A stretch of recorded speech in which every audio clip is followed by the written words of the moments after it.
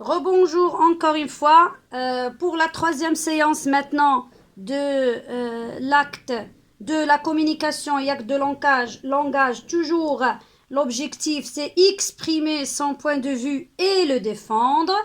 Et cette fois-ci la troisième séance et toujours on se base toujours sur le corpus que nous avons, c'est-à-dire ici c'est le texte bien sûr et vous allez le lire encore une fois. Donc, on va le lire encore une fois. C'est déjà fait. Donc, vous pouvez le faire encore deux fois ou bien une seule fois, quand vous le voulez. Mais c'est pas obligatoire de l'apprendre par cœur. D'accord? Si nous avons des élèves qui ont, bien sûr, qui ont un niveau d'apprentissage très élevé, donc ils peuvent l'apprendre par cœur, le réciter par la suite et bien sûr le motiver un peu, l'encourager et ainsi de suite. Mais pour les autres, c'est pas obligatoire, d'accord? C'est juste, on va le lire pour extraire, pour relever les expressions qui sont relatives à l'objectif. L'objectif que nous avons, c'est exprimer son point de vue. Donc, on va voir ici les expressions utilisées, mais d'abord, on doit extraire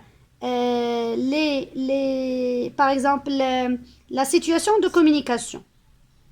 Les éléments de la situation de communication. La situation de communication, c'est celle-ci. Les éléments de cette situation, nous avons, c'est Adil, c'est l'émetteur, c'est-à-dire c'est celui qui parle. Anis, c'est celui qui reçoit le message véhiculé ou bien le message transmis est celui-là. Après, il est transmis par quel moyen? Donc, par un moyen de texto, donc on va le mettre ou bien on va l'écrire dans le tableau, c'est pas grave. On va faire, par exemple, c'est Adil dans un encadrement, message texto à Anis. Il parle de quel sujet, par exemple, c'est à propos des fonctions d'une tablette ou bien d'un smartphone. D'accord? C'est bien. Donc ça, c'est la situation de communication. D'accord? On passe maintenant aux expressions. Donc nous avons ici je pense que, je peux l'écrire dans le tableau. Je pense que ce sont les expressions d'exprimer un point de vue.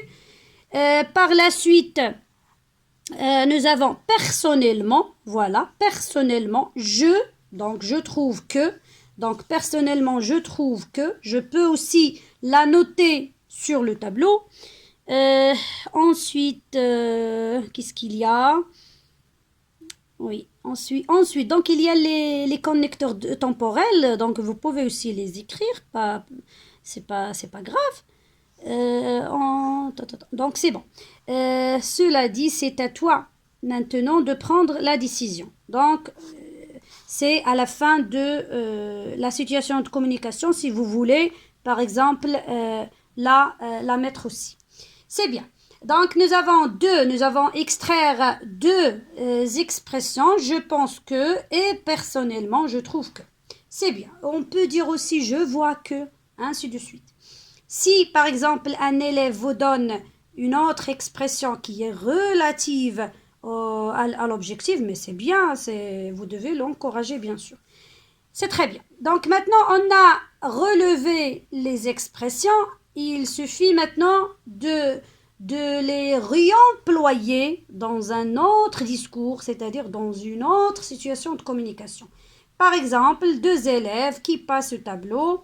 On peut dire que Ahmed et Amina, par exemple, Ahmed aime le sport, Amina n'aime pas le sport, alors Ahmed il va essayer de défendre son point de vue, il va dire par exemple personnellement je vois que le sport est bien et bon pour la santé ou bien est bien pour la santé.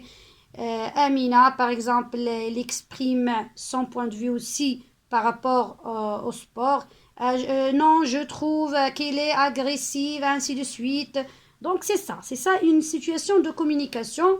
Vous pouvez, bien sûr, dans la fiche, il n'y en a pas, mais vous pouvez par exemple, la faire vous aussi, sans utiliser la fiche. Parce qu'ici, il n'y en a pas. Il n'y en a pas des situations de communication. Très bien. Donc maintenant, on passe à la quatrième séance.